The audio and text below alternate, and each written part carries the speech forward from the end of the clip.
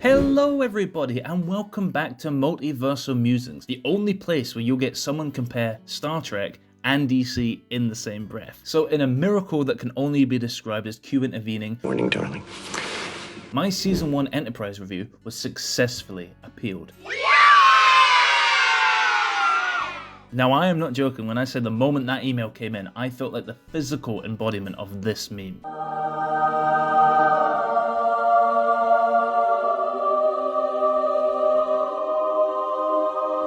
That Season 1 review meant the world to me. It was my first real video for this channel, the one I built everything around. It was how I shared my experience as a lifelong Star Wars fan discovering Star Trek for the first time and completely falling in love with it. But Season 2 is different. Now, if you've been following this channel for a while, you may have noticed that I'm not quite a total Trek virgin anymore. And because of the slightly chaotic rollout of videos, I get why that can be confusing.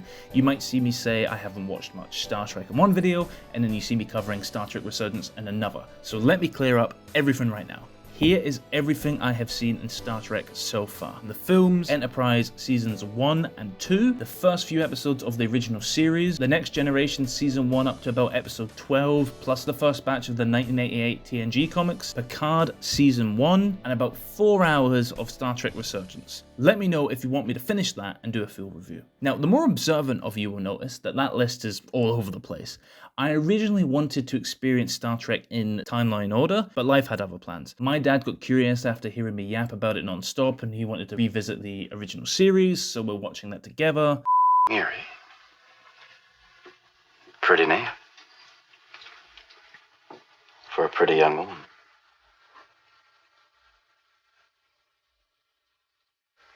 Pretty? Very pretty. What? And along the way, I've dipped in and out of other projects, but my main focus for the time being right now is Enterprise and the original series. So with all that out the way, I can say this: revisiting Season 2 of Enterprise felt less like discovery and more like familiarity. That wide-eyed wonder has settled a bit. I know the crew of the NX-01 now. I know Archer, T'Pol, Trip, their quirks, their flaws. I know the temporal Cold War is lurking in the background like an early 2000s version of the Elusive Man. And because I'm not that new anymore, I can finally talk about Enterprise not as my first Trek, which I leaned on a lot in my Season 1 review, but as a show that has to stand on its own merits, which, funnily enough, make this season a lot harder to talk about. Season 1 was my origin story. Season 2, now I actually have to do a proper review, which is terrifying.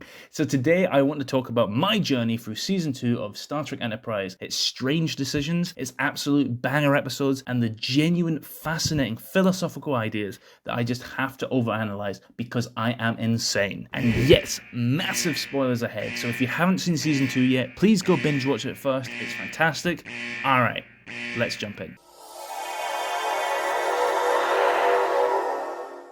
With Season 1, everything was new to me. The Vulcans, the optimism, but Season 2 hits different. I already know these people now. I'm attached to them. I root for them. I get really mad at them. Archer stands his ground in Stigma, and I'm like, yeah, that's my captain. That's my boy right there. We don't hold a candle to you when it comes to narrow-minded. And then they character assassinate him in Congenitor, and I want to publicly apologize for ever liking his character in the first place. It's my fault. I'm responsible. You're damn right you are. Sorry. When I started Season 2, I wasn't as enthralled. It took me longer to get through than Season 1, which I more or less binged. I think it starts off a bit weak and Too slow, for sure. And needs to be reformed, for sure. but somewhere around the halfway mark, something clicks, and the strongest episodes of the season come in. And they don't just match Season 1, they blow it out of the water. Once the season finds its footing, it does incredible work focusing on the crew as individuals. Episodes like Vanishing Point for Hoshi, A Night in Sickbay for Archer, Stigma for T'Pol, and The Breach for Phlox, among others, aren't filler. They're the spine of the show's humanity, or Vulcaninity, or Denoblianity, I guess. So let's talk about them. So in the vein of my season 1 review, I don't want to review every single episode in the season, as this video would be 1,000 hours long. So I will only review episodes that stood out to me and got me thinking about them. For example, we get some more darker and traumatic undertones like with episode 14, Stigma, and creepier undertones with episodes like episode 4, Dead Stop. Let's analyze both, shall we? So episode 14, Stigma. Here we have one of the best episodes in the series thus far, and perhaps in the whole of Star Trek I have seen yet, due to the morality and the philosophy that is baked into the plot of this episode. T'Pol is diagnosed with Pinar syndrome, a degenerative neurological disease within Vulcan society that is less feared for its symptoms and more for what it represents. The illness is closely associated with mind melders, a persecuted minority viewed as morally suspect, and once Vulcan physicians learn of her condition, they threaten to recall her from the Enterprise and effectively end her career. Someone needs to get HR on the case, I think. As Dr. Phlox try to obtain medical help, they unravel a Vulcan system far more concerned with social purity and tradition than actually saving lives, culminating in a formal hearing where T'Pol is forced to defend not just her fitness for duty, but her right to exist outside of Vulcan orthodoxy. Now, what struck me is how the episodes circle back to the forced mind meld T'Pol experienced back in season 1 episode Fusion, which shocked me when researching this video because I thought it was in season 2. I have been slacking so much that it took me 105 days or 3 months and 12 days to finish season 2. Whereas I binged season 1 in about 21 days. Now what's interesting is at the time of watching Fusion, I found that episode to be deeply uncomfortable because of the forceful way that they forced T'Pol into the mind meld. Stop! And what made it worse was how it seemingly was just kind of swept under the rug after it. So when Stigma comes around about halfway through season 2, it retroactively strengthens that choice by refusing to forget it. Instead, it explores the consequences, using T'Pol's trauma as the foundation for a much broader allegory about real-world prejudice. Pinar's symptom isn't treated as a neutral medical condition. It's treated as a sort of dirty disease, morally judged rather than clinically understood. That framing very clearly mirrors attitudes toward the gay community during the HIV/AIDS epidemic.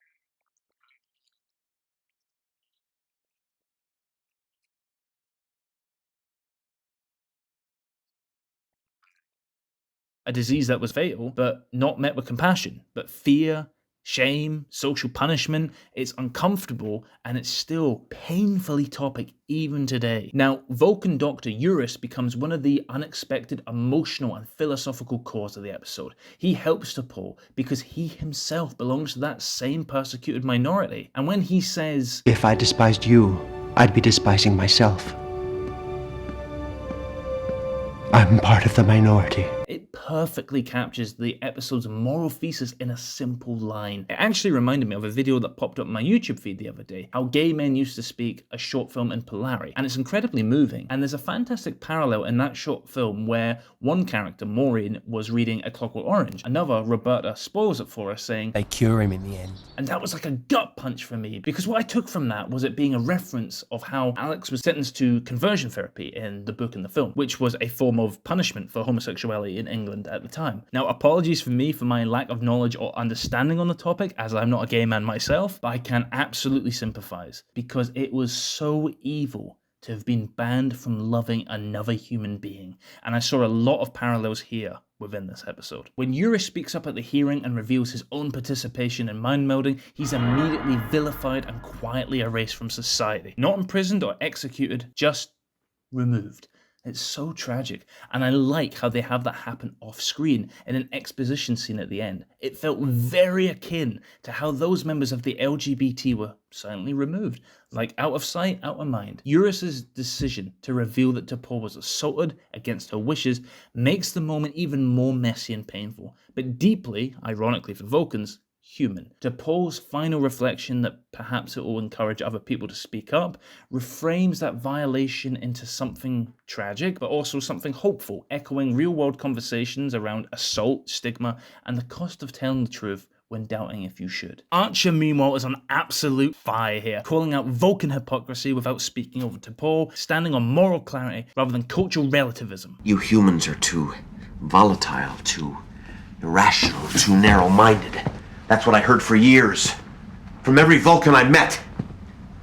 But we don't hold a candle to you when it comes to narrow-minded. Now, I wouldn't have been surprised if the showrunners had placed Stigma and Dead Stop back to back, because while the episodes deal with very different threats, they're ultimately asking the same question. What happens when we outsource responsibility to tradition and/or technology? Because in Stigma, the danger is institutional. Vulcan society hides prejudice behind logic, using order and tradition as a shield to justify not necessarily cruelty, but negligence and judgment. But I guess you could argue it's a lesser evil than Colonel Grant in Season 1's Detained, who justifies the imprisonment of the Suliban as protecting them. Whereas for the Vulcans, Pinar syndrome isn't treated as a disease, but as a moral stain. And the system isn't interested in truth, only compliance, in upholding what's quote-unquote right. T'Pol's refusal to revealing her assault is a rejection of that entire Vulcan framework. She refuses to earn dignity by playing the same game as the hierarchy. If I use that as a defense, as a way to keep from being taken off Enterprise, I'd be condoning their prejudice, and in the process, indicting every member of the minority. I won't do that.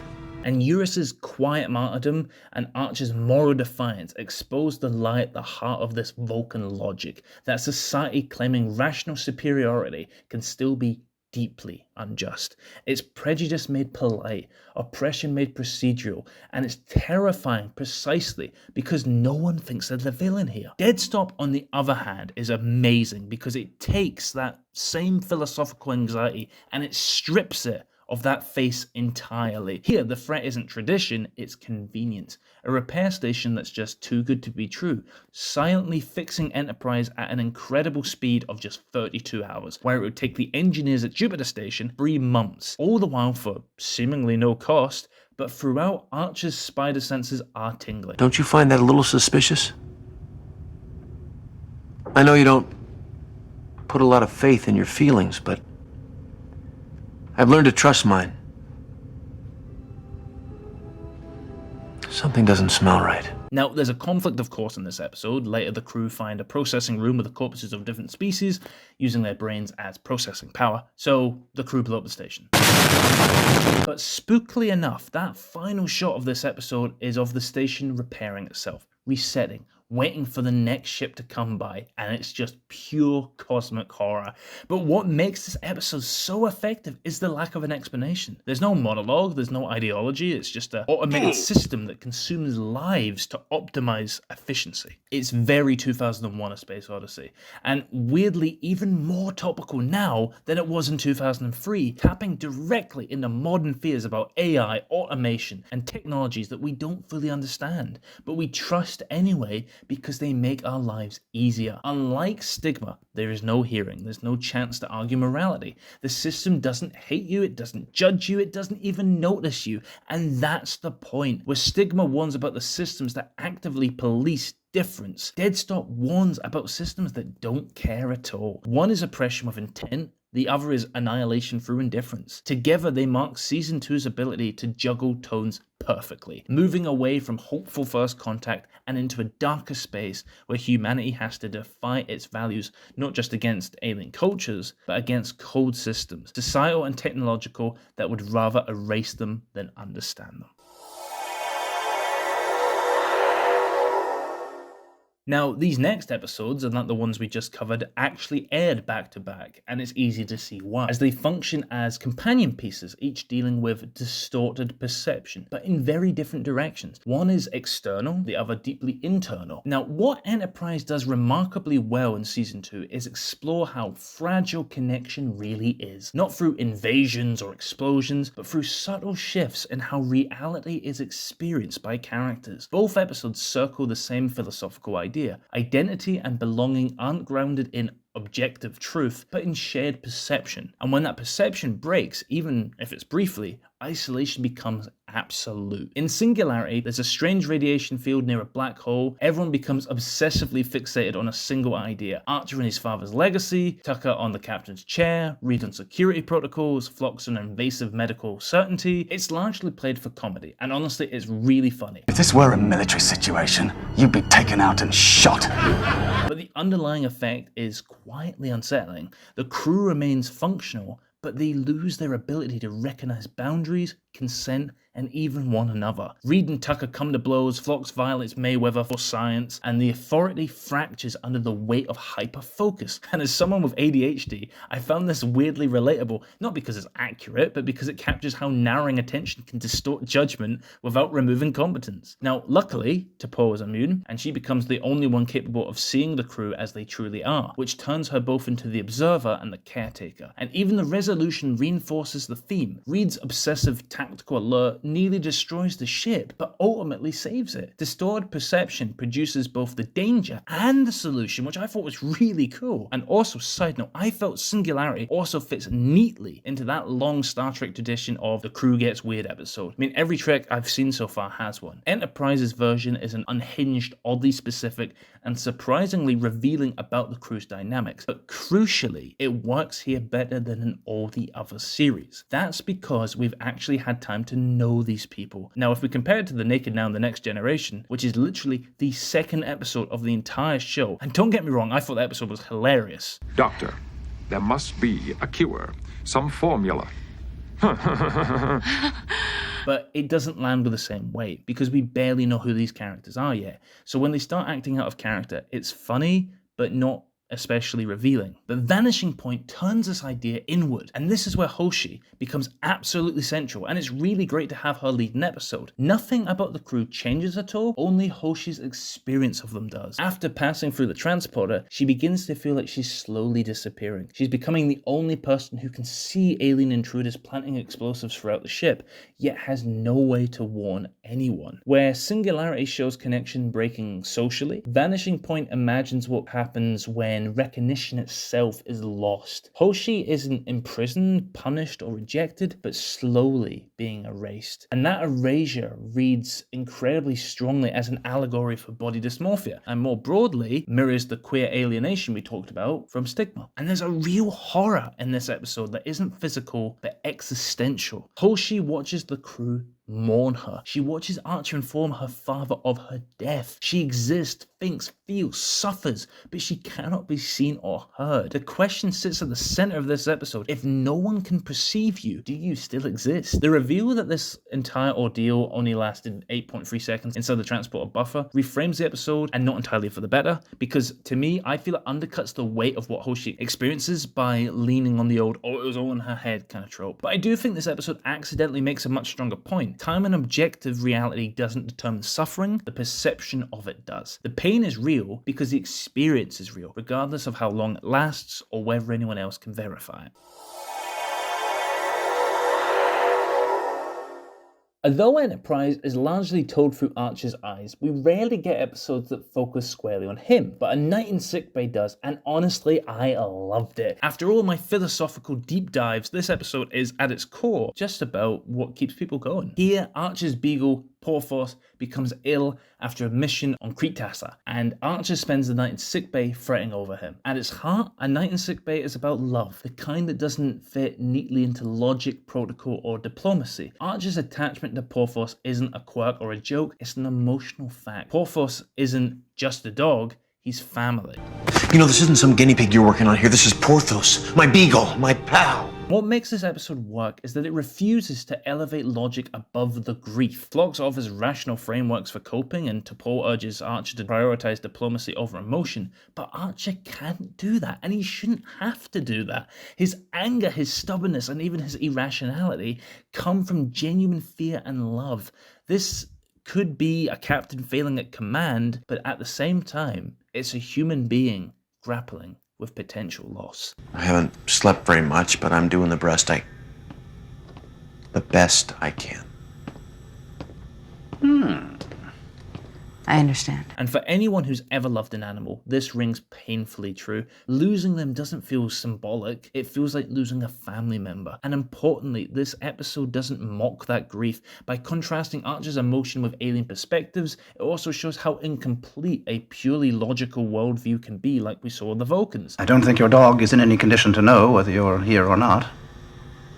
Well, then maybe it'll cheer me up. In the context of Season 2, this episode lands exactly where it should. After episodes exploring prejudice, invisibility, and systematic indifference, it pulls the camera in close and asks a smaller, deeply human question. What do we hold on to when everything else feels uncertain? For Archer, it's Porthos. For the show, it's a reminder that Enterprise isn't just about exploration, it's about carrying love, grief, and attachment into the unknown. And as an animal lover myself, that made this episode deeply moving. But by contrast, Congenitor left me genuinely furious.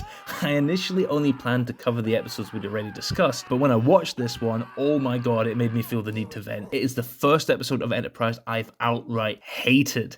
In this episode, the Enterprise encounters the Vissians, and Commander Tucker discovers that they're a free-sex species. It has no name. It's our cogenitor. Cogenitor. We're hoping to have a baby. Ah. Congenitors are considered mentally deficient, excluded from citizenship, and are limited to fulfilling reproductive roles. Now, when Tucker learns, with Phlox's help, that the congenitor is just as intelligent as anyone else, he secretly teaches one of them to read and he encourages them to ask for a name. Now, this sets up a tension. Trip's kindness and empathy directly defy Vissian social norms. Soon, the congenitor requests political asylum, which triggers a first contact diplomatic crisis. Now, much of the criticism around this episode focuses on Archer's hypocrisy, and it is incredibly valid. He absolutely is hypocritical here, and it is maddening. But to play devil's advocate, I do see what the episode is trying to do, albeit badly. Archer is navigating a proto-prime directive world. The idea that Starfleet shouldn't interfere with alien cultures during first contact. From that perspective, Trip's actions absolutely destabilize the congenitor's reintegration into Vissian society, and that is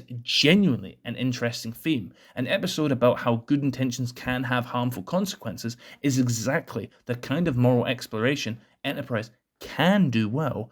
But boy, we need to talk about Archer in this one, because what the hell was this? I might have expected something like this from a first-year recruit, but not you. You did exactly what I'd do. If that's true, then I've done a pretty lousy job setting an example around here. Have we forgotten that this man once liberated an entire detention camp full of Sulaban prisoners? Surely that counts as interfering. Archer has absolutely interfered with alien cultures when he felt it was morally justified. And maybe I am missing something here, but doesn't Archer realize anyway, around the 36-minute mark, that Trip was right in principle? Do you know how long we've waited to be given a cogenitor? Given? You sound like you're talking about some inanimate object. But never mind that, because we need to talk about the ending. I was incandescent with rage. Archer blames Trip for the congenitor's suicide. She killed herself. That can't be. Why? It's my fault. I'm responsible. You're damn right you are. What? Why you say that? What? This is making no Why you say this? It is so unbelievably cruel, unfair, and completely out of character for Archer. This episode was written by Rick Berman and Brandon Braga, who created these characters and the show. Makes it even more baffling. I hated Archer here. Now, taken together, these two episodes form a compelling moral mirror. A Night in Sickbay celebrates empathy. Archer's emotional attachment to Porthos is validated. It's human and it's necessary. Congenitor punishes empathy. Trip's moral instincts destabilize a society, and Archer's reaction is cruel and hypocritical. Both deal with compassion under uncertainty, but they land on opposite sides. One says this is why caring matters, the other says even good intentions can be dangerous. Together they give a nuanced, uncomfortable look at Archer as a moral anchor, and they show why Season 2 is willing to explore the messy consequences of emotion in command. Now, I know I'm giving a lot of credit to Congenitor, because I really don't want to accept that Archer was like that on purpose. It had to be a mistake. But I am trying to find something positive to talk about it. So, where does this all leave us? By the last few episodes of Season 2, Enterprise doesn't feel like the optimistic experiment it started as. The last few episodes are really, really good, and they sort of put the crew, and Archer especially, through the ringer, starting with Regeneration, where a century-old Borg ship is discovered frozen in the Arctic, and the revived cybernetic aliens begin assimilating the scientists who uncover them, the Thing style. And we even get a nanotechnology reference. I believe you're looking at a form of nanotechnology. Hello, Peter. Then we get First Flight, where Archer confronts loss and legacy. The episode frames his grief over the death of a close friend, Frank Lundy. Oh, sorry, let me just check my notes here.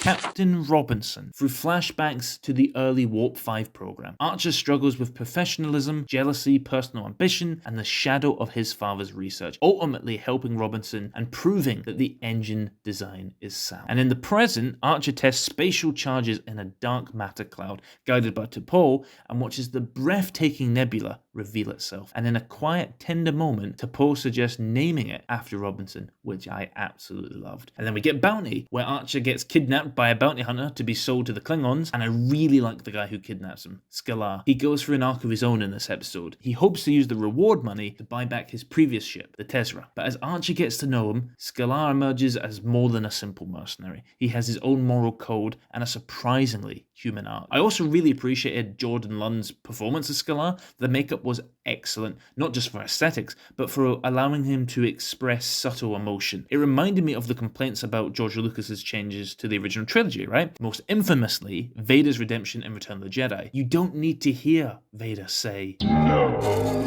to understand his inner conflict here. It's in the slumped posture, the hesitations, the body language as he's watching Palpatine in the process of taking away the last thing Anakin has that ties him still to Padme. Lund does something similar here, even under all those layers of prosthetics. His choices and expressions convey weight and moral ambiguity. And then of course we get Archer improvising in the thick of it, and he's got some moves here. Still got the moves. Bounty isn't just about action or spectacle, it's about moral nuance, the weight of choice, and how that character is revealed in small gestures, expressions, and improvisation. Also just is really fun to watch Phlox handle chaos while Archer maneuvers his way out of danger. And because we have this really odd sexual subplot with T'Pol, and I just have to say I absolutely love Phlox and his reactions, man. You have no idea what you're denying yourself. Your endorphin and hormonal levels are dangerously high. You don't understand, I'm not ill.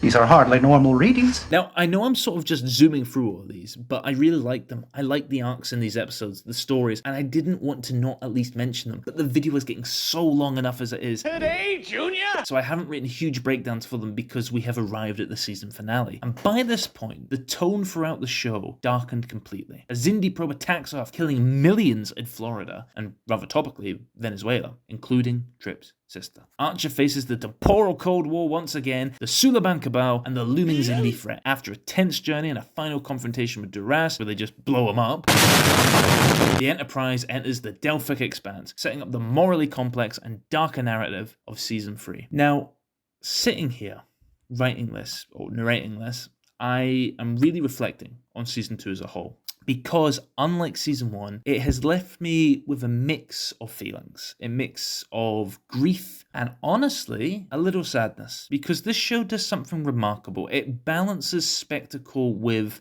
character and genuine human moments, and it keeps the crew, especially Archer, evolving under pressure. But there's a sort of shadow over these last few episodes, a sense of darkness and uncertainty that makes me cautious, curious, but a little hesitant and uneasy about where these characters are headed. By the time we reach the Expanse, that optimism that has carried the early season has been tempered. The stakes are much higher, the moral choice is sharper, and the outcomes are far less certain, giving me serious Mass Effect 2 suicide mission vibes. And I'm a little hesitant to start Season 3, but I will do it, and I will let you guys know my thoughts. Thank you for watching my video. Live long, be kind, and prosper.